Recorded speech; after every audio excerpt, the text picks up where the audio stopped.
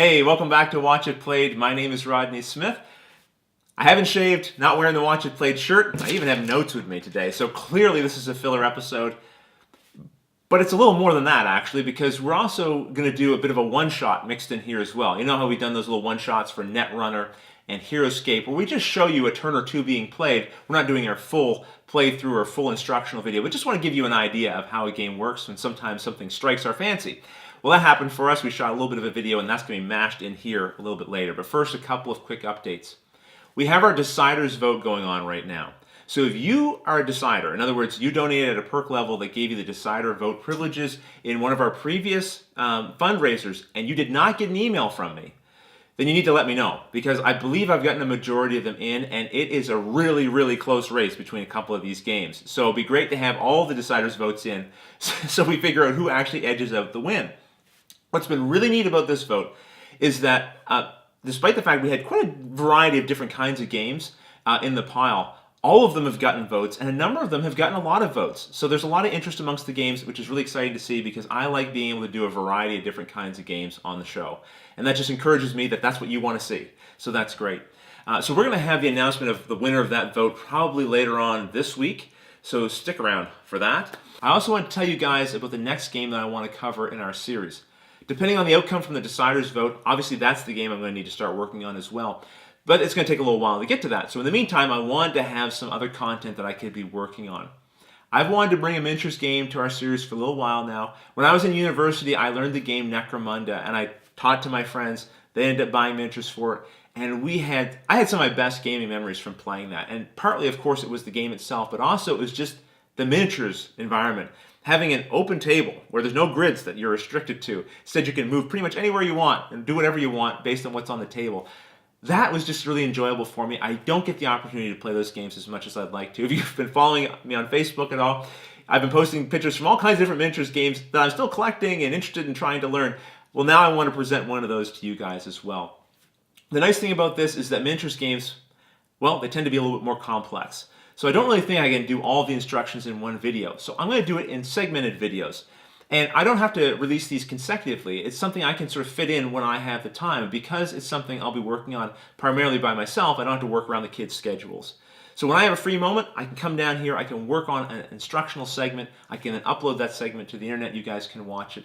And then we'll be able to work on some other content in the meantime, doing other games, and when I get another free moment, come back and do some more Dust Warfare. So you won't be able to sit down all in one shot, at least initially, and watch all the instructional videos, but when it's all done, you'll be able to do that, and maybe you'll be interested, hopefully, I'm hoping you'll be interested in following along bit by bit as I create the content.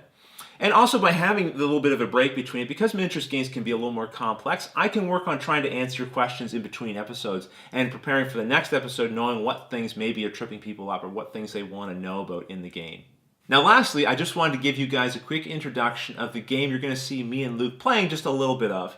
I got a message on Board Game Geek from Eric and Fong. They were curious to know whether or not I'd be interested in receiving a copy of a game they had designed and we're now publishing on thegamecrafter.com. This is a website that you can go to. You can upload art assets for cards, for boards, tokens. You can get pieces that you need for your game. You can also upload art assets for the box and basically create a print-on-demand copy of a game that you've designed. And then you can sell it through that website as well. So they wanted to know, did I want to receive a copy of this game? I love receiving copies of games. I'm a gamer. Why wouldn't I not want to have free copies of games? It's one of the nicest things people are willing to do is send us copies of games. I always feel a little bit bad, so I always have to let people know, I'd love to receive a copy of your game, but I cannot guarantee in any way that that game is ever going to see air on our show because, well, we just don't cover a lot of games because of how much time we spend with each game that we decide to do. So I have to be quite choosy, and I always feel a little bit guilty because I don't want anyone to feel cheated or robbed of having their game featured in some way. And that's why I always try to do these unboxing videos, because at the very least, I'm giving a chance for you guys to see the game. Also, it's a way for me to say thank you to the people who sent them to us. I let these guys know that. I got an email right back saying, listen, no expectations on our end. We're just sending copies out to some people we think might be interested in the theme or mechanics of the game. It's a print-demand game. We're expecting very few sales. And this is just a way to ensure that at least some people get to enjoy our game.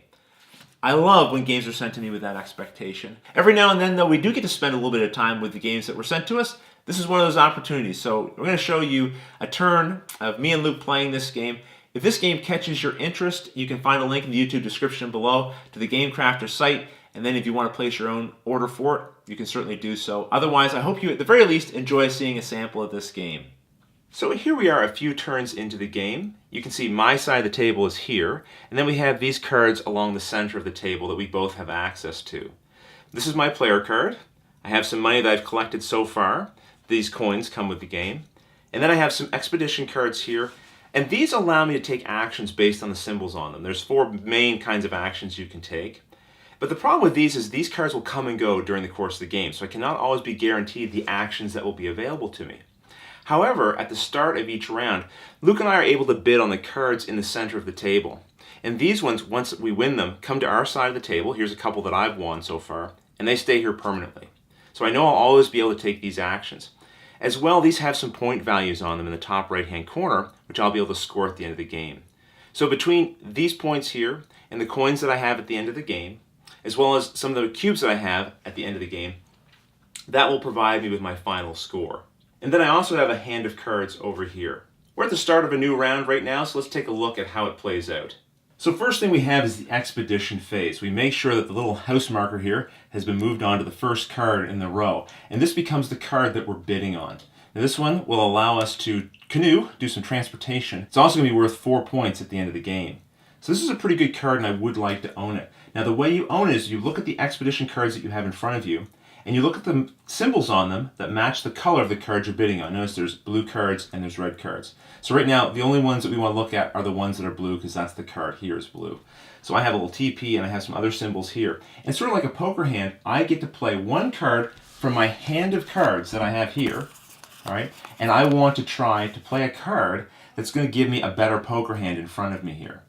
So unfortunately, the only thing I have here is I can play a card that would give me another pair. I don't really have anything else. If I could get 3 of a kind, that would be better, or a full house.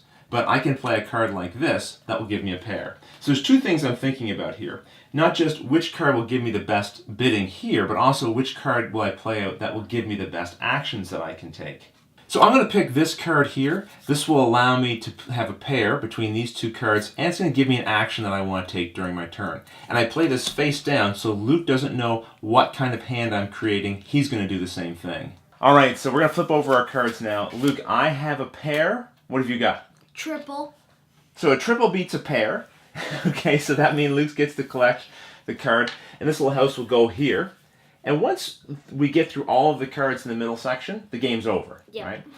Okay, so now that we've got our cards out in front of us, now we get to take our actions. And we get to take 2 of the 4 possible actions. So the bear trap cards, these ones here, allow us to take cubes from the pool and add them to all of our traps based on the color of trap that we have. We can also then use a transportation action, the canoe, to move the things we've collected in our traps onto our boats. And we want to be able to do that because when you sell them to get money, you have to sell them from your boats. Yeah. So for my action, I'm going to do that. I'm going to use my canoes. I'm going to move my cubes onto canoes. Now you cannot have more than one different color on the same boat. So thankfully I have 2 different boats because I had 2 different kinds of fur. I had beaver fur and I had bear fur as well, pelts. That's my first action. Now I want to sell these, and so that's what these cards are for here. And this shows me for each black pelt, I'm going to get 3 coin. So I'm going to sell 1 black, and I'm going to get 3 coin. And then this one over here is going to allow me to sell 1 of my orange or brownish ones for 1 coin. So that's how I increase my wealth in the game. Now, Luke, you get to take 2 actions as well. What do you want to do?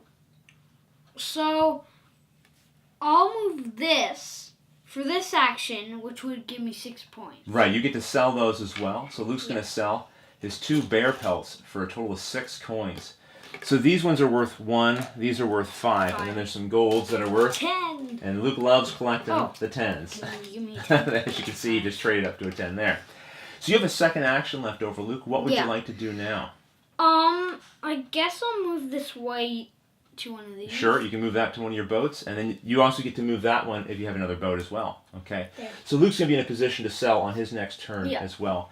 The other action card you have is this one here, and this allows you to take pelts that you have and pay a little bit of money to upgrade them to better valued pelts. So this is a trading action as well. Yeah. At the end of our turn, we then remove the card here that's closest to our player card from the game. We shift these over, and we get to draw a new card each.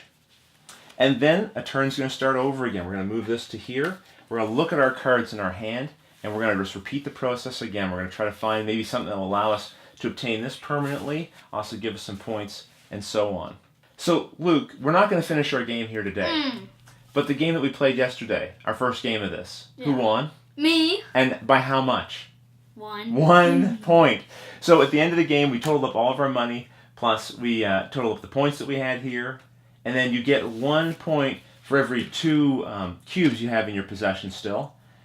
I had 43 points, Luke had 44. Yeah. No dice in this game either. Luke seems to have crossed over.